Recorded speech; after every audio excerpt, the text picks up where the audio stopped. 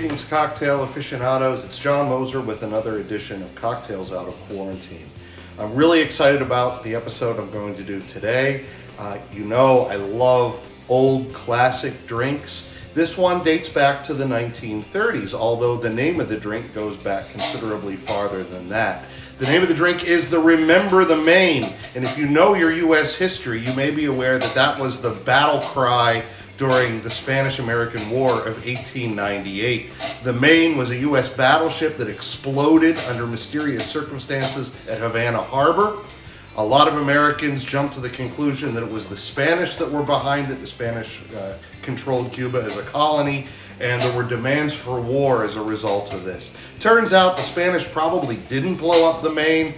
There are all sorts of theories. I think the most plausible one was it was a boiler explosion. The fact is, those steam-powered battleships tended to explode sometimes, and that's probably what happened to the Maine. In any case, it was one of the things that led up to the Spanish-American War. Well, guess what? This drink was not invented during the Spanish-American War. It was about 35 years later.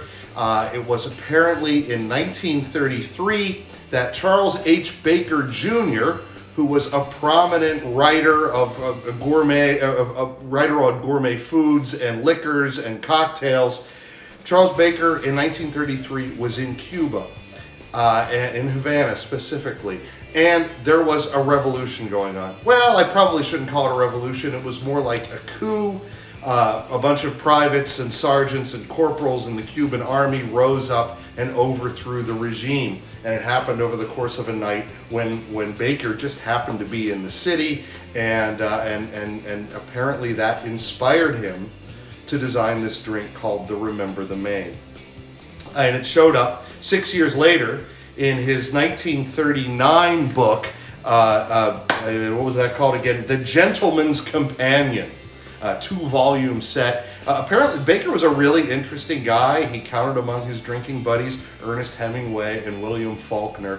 The drink itself is a variant of the Manhattan. If you like Manhattans, you're going to like this drink. So, I'm going to show you how to make it, but first, here's what you're going to need.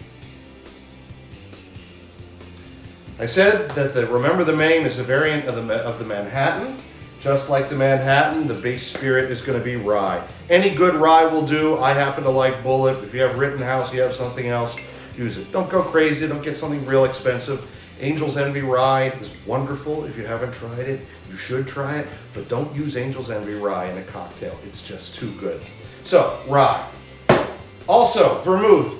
Quality matters here, folks. Martini and Rossi, if that's what you have, go ahead and use it. I'm not crazy about it. Antica Carpano is really, it has changed my idea of what vermouth should taste like, and that's what I'm going to be using in this recipe. Hearing cherry liqueur. This was the biggest thing that stood in the way of my making this drink earlier. I can't get this here in Ashland. I had to go to Medina to get it. It ended up not being a huge deal. Medina's not that far away. You might ask, can you use something like Luxardo, which after all is also a cherry liqueur? You can, of course, but understand that, like any substitution, you're going to end up with a different flavor profile. Cherry Hearing is sweeter than Luxardo, and Luxardo actually has some herbal notes. I love Luxardo in lots of different drinks, especially in an aviation. I think Luxardo is particularly good with gin, but Hearing is what's the best for this particular drink, and that's going to give us the sweetness of it. Absinthe. This is going to do for this drink what bitters would do for an ordinary Manhattan. Just give it a little extra zing. What we're going to do is rinse the glass with it before we add the other ingredients.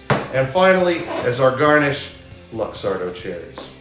Except no substitutes. Well, okay, there are plenty of other good brandied cherries, but this is kind of the gold standard. So, those are the things you're going to need for the drink. Now, let's make it.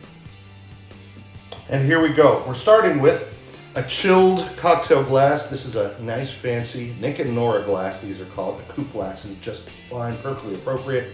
But I think this Nick and Nora is especially fancy, and for a drink like that, it deserves fancy.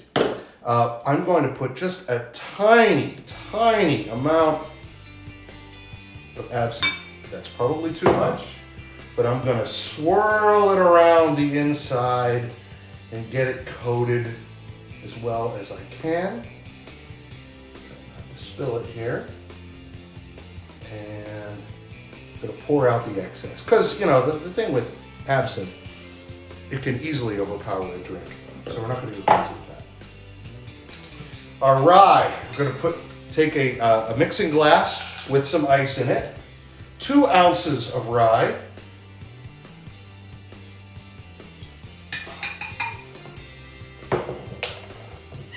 three-quarters of an ounce of our vermouth,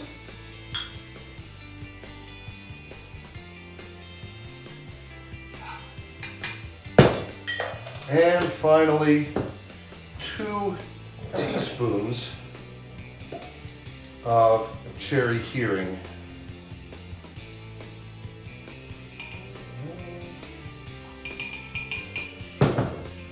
And we'll give this a nice stir.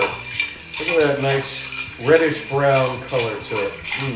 Delicious.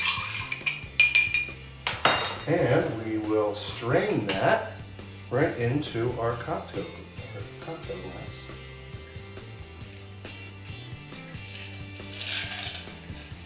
And drop into it one of these deliciously decadent Luxardo cherries.